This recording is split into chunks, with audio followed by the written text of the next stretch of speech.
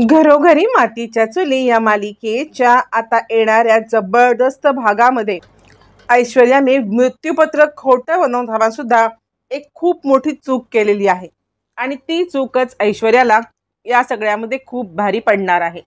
आता इकडे ऐश्वर्याने ही चूक केलेली आहे की त्या मृत्यूपत्रामध्ये काहीतरी म्हणजे आता ऋषिकेशला काहीच कसं नाही द्यायचं, मग देवखोली ऋषिकेशच्या नावाने असं लिहिलेलं असतं। आता ऐश्वर्याला हे माहिती नसतं की याच देवखोलीमध्ये अख्ख्या रणदिवे कुटुंबाची एकीकडे प्रॉपर्टी आणि दुसरीकडे पुरेल इतकी प्रॉपर्टी त्या देवखोलीच्याच इकडे दडलेली असते। हे ऐश्वर्याला मूर्ख माहिती नसतं। नानासाहेबांनी जे काही देवखोलीमध्ये लपवलेलं असतं ते या सगळ्यांना मिळालेल्या प्रॉपर्टीच्या खूप वरचं असतं आणि या सगळ्याचा आता मात्र इकडे पूर्णपणे तिला कल्पना नसल्यामुळे काहीतरी नावावरती करायचं म्हणून ती देवखोली आता इकडे ऋषिकेशच्या नावे केलेली असते। पण नियतीचा अजब गजब चमत्कार असा घडणार असतो की नानांना शुद्ध तर येणार असते, पण या सगळ्यामध्ये देवखोलीचं सत्य ऐकल्यावरती सुमित्रा, आजी, ऐश्वर्या यांच्या पायाखालची जमीन पण सरकणार असते। इकडे आता किती काही झालं तरी जानकी आणि ऋषिकेश या दोघांना विश्वास बसणं खूप कठीण जात असतं की नानांनी हे विल केले। त्यातले प्रमुख मुद्दे म्हणजे जमीन सौमित्राला देणं हे पूर्णपणे चुकीचं होतं, कारण सौमित्र जमिनीशी काहीही संबंध नाहीये आणि ऑफिस सारंगला देणं हे पण चुकीचं होतं, कारण त्याचा ऑफिसशी दूरपर्यंत संबंध नाहीये। या गोष्टींमुळे आता मात्र इकडे जानकी आणि ऋषिकेशच्या मनात ठाम असतं की नाना आपल्याला असं डावलून हे ऐश्वर्याच्या ताब्यामध्ये सोनं अडकणानं हे तर 100% देणार नाहीत। पण आता या सगळ्यामध्ये सुमित्रा थोड्याशा द्विधा मनस्थितीमध्ये अडकते आणि आजी आता ऐश्वर्याला म्हणते, काय ग गुंडे, तूच हे मृत्यूपत्र बदललंस ना, कारण नानासाहेब तुला काही देणं ही गोष्ट मला तर काही शक्य वाटत नाहीये। यावरती ऐश्वर्या म्हणते, हो आजी, हे सगळं मीच बदललेलं आहे, कारण आता या सगळ्यामध्ये काहीही झालं ना तरी सुद्धा मी जे ठरवेन तेच होणार। मग आजी म्हणते, अगं पण गुंडे, तू या सगळ्यामध्ये सौमित्राला जमीन का दिलीस? त्याला जमीन अजिबात आवडत नाही, त्याचा जमिनीशी काही दूरपर्यंत संबंध नाहीये, मग तू त्याच्या नावे जमीन का केलीस? तो तर मातीत पाय पण घालत नाही, चपलेशिवाय जात नाही। यावरती ऐश्वर्या म्हणते, आजी, मी हे मुद्दामच केलंय। जी लोक माझ्याशी नडतात ना त्यांना बरोबर मी अद्दल घडवलेली आहे, कारण सौमित्रने पण मला डिच्चू देऊन त्या अवंतिकाला या घरामध्ये आणलंय ना। यावरती आजी म्हणते, अगं पण तुम्ही एक टीम आहात ग, आता कसं केलंस तू? सगळ्याला तुमच्याच तिघांमध्ये वाटून घेतलीस हे? तसंच तुम्ही ना आता एकोप्याने राहा। ती जानकी ऋषिकेशला बाहेर काढण्यासाठी तुमचा एकोपा गरजेचा आहे। आता हे जरी आजी म्हणत असली तरी सुद्धा इकडे आता ऐश्वर्या मात्र या सगळ्यामध्ये काहीही ऐकायला तयार नसते आणि ती सौमित्र आणि अवंतिकाला सुद्धा धडा शिकवण्यासाठी सज्ज असते। तोपर्यंत आता मात्र इकडे सुमित्राला घेऊन जानकी देवखोलीत येते। आता याच देवखोलीत दडलेलं असतं ते म्हणजे खूप मोठं सत्य आणि ते सत्य उलगडण्यासाठी जानकी इकडे आलेली असते।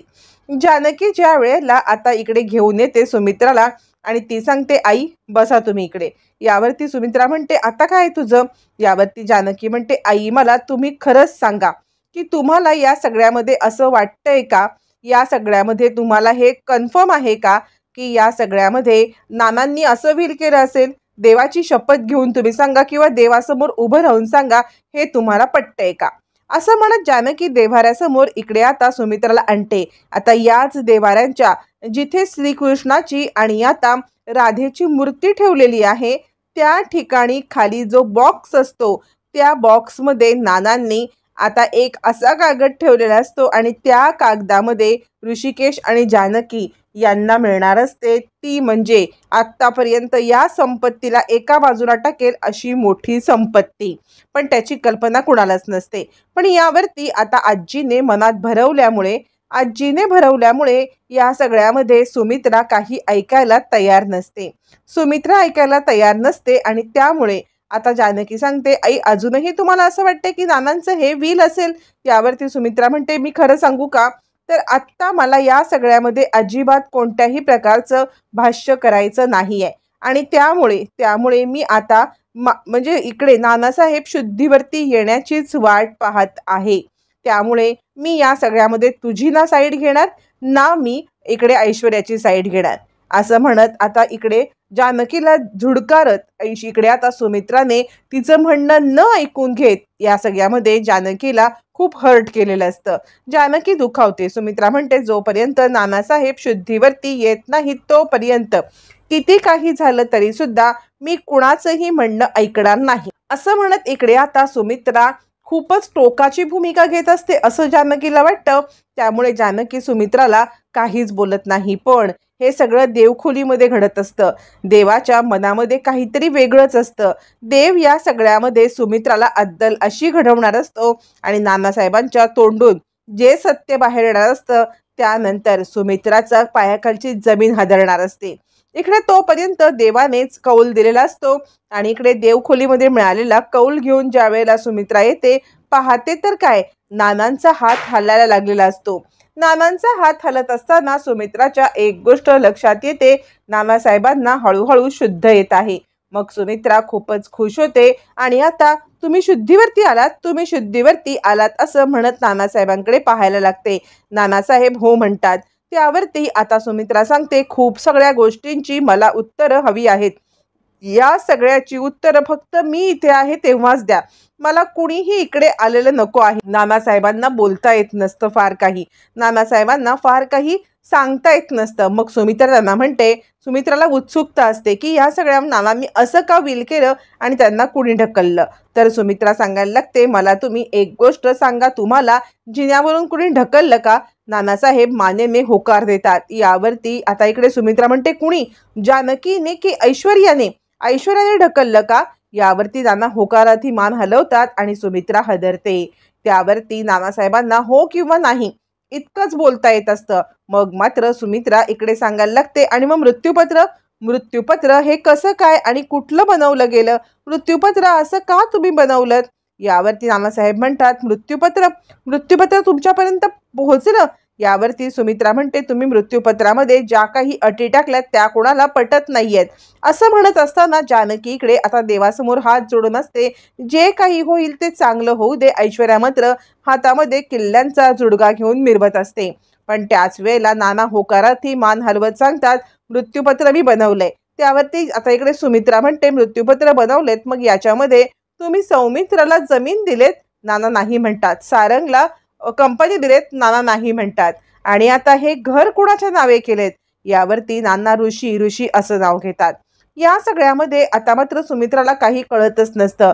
मग नाना सुमित्राला सांगतात देवखोलीमधली तिजोरी तिकडे जाऊन सगळं चेक कर, असं म्हटल्यावर नानांना समजतं की काहीतरी गडबड आहे. या सगळ्यामध्ये सुमित्रा ज्या अर्थी इतकं सगळं विचारते आहे म्हणजे त्या अर्थी खूप मोठा गोंधळ झालाय. कुणीतरी हे मृत्यूपत्र माझं बदललंय आणि काहीतरी कारस्थान करण्याचं काम केलंय. आता हे सगळं कुणी केलंय हे सुद्धा नानासाहेबांना जाणून घ्यायचं असतं आणि यासाठी नानासाहेब सुमित्राला डायरेक्ट देवखोलीमध्ये जायला सांगतात. आता देवखोलीचा ताबा असतो तो म्हणजे जानकीकडे, कारण देवघर जानकीला सोपवलेलं असतं.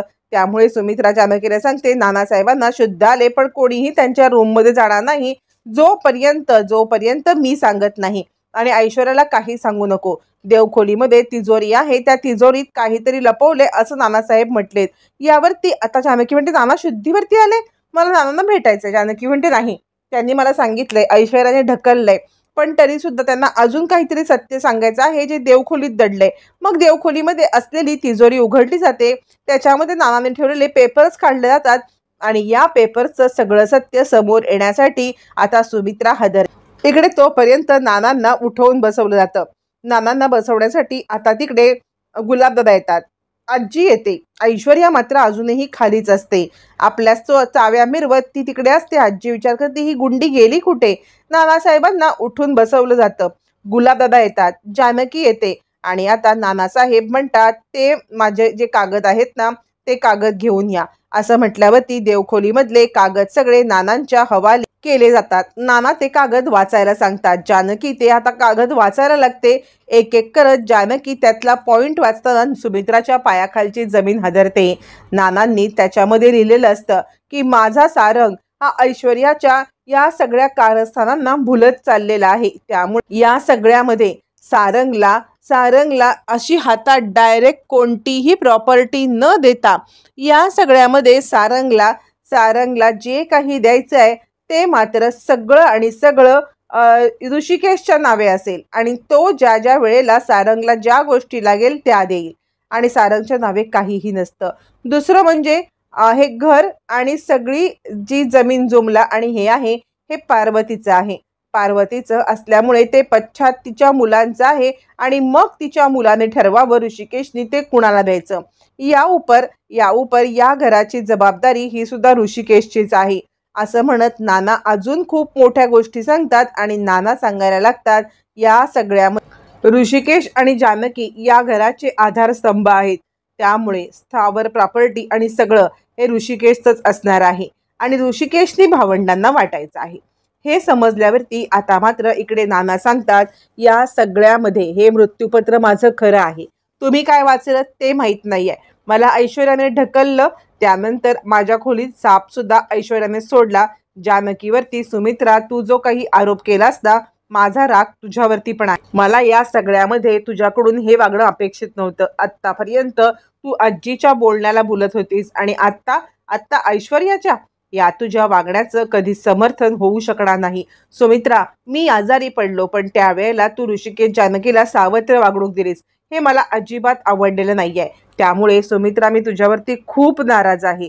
पार्वतीने या सगळ्यामध्ये प्रॉपर्टी एकट्या मुलाच्या नावावरती न करता तुझ्या सुद्धा मुलांच्या नावावरती करण्यासाठी तरतूद केली. पण तू ज्या वेळेला समजलं की ऋषिकेश जानकीला काही नाही तर तरी सुद्धा त्या प्रॉपर्टीचे वाटण्या करण्यासाठी तू अग्रेसर ठरलीस. सुमित्रा तू माझ्या नजरेत पडलीस. सुमित्रा रडायला लागते.